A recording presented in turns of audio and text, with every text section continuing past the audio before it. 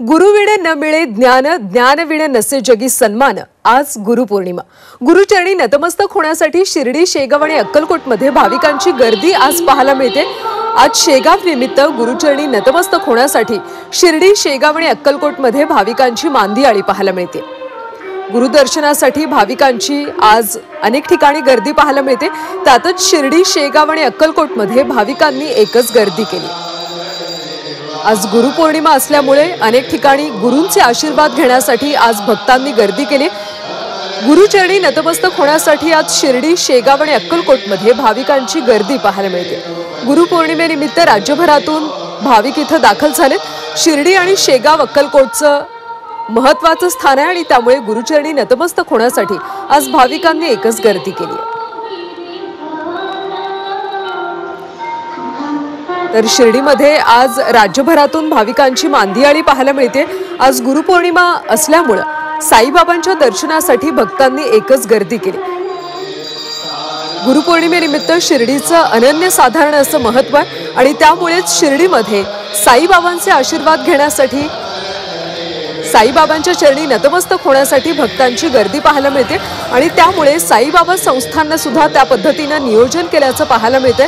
आज गुरुपौर्णिमा आहे आणि गुरूंच्या आशीर्वादासाठी आज भाविकांची एकच गर्दी पाहायला मिळते। पावसाळा असल्यामुळे साईबाबा संस्थांना सुद्धा त्या पद्धतीचं नियोजन केले। भक्तांना अतिशय सोयीस्करपणे साईबाबांचं दर्शन घेता यावं यासाठी नियोजन करण्यात आल्याचं पाहायला मिळतंय।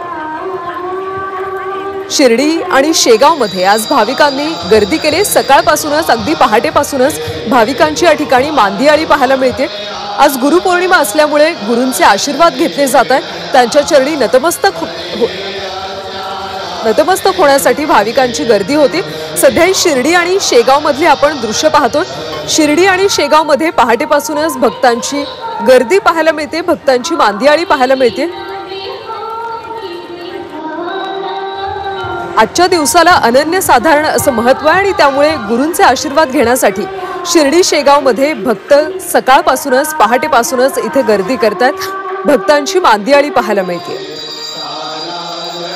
दोन्ही संस्थांच्याकडून सुद्धा भाविकांसाठी अतिशय नियोजनबद्ध असं तयारी करण्यात आली। शिर्डी, अक्कलकोट आणि शेगावची ही सध्या आपण दृश्य पाहतो। गुरूंचे आशीर्वाद घेण्यासाठी पहाटेपासूनच भक्त इथे गर्दी करतात। भाविकांची गर्दी पाहायला मिळते। ही सध्या आपण शिर्डी, अक्कलकोट आणि शेगाव मधली दृश्य पाहतो। तिन्ही ठिकाणी संस्थांच्या वतीने सुद्धा योग्य असं नियोजन करण्यात आले। भाविकांना कुठल्याही पद्धतीचा त्रास होऊ नये, अतिशय व्यवस्थितपणे त्यांचं दर्शन व्हावं यासाठी नियोजन सुद्धा करण्यात आलं।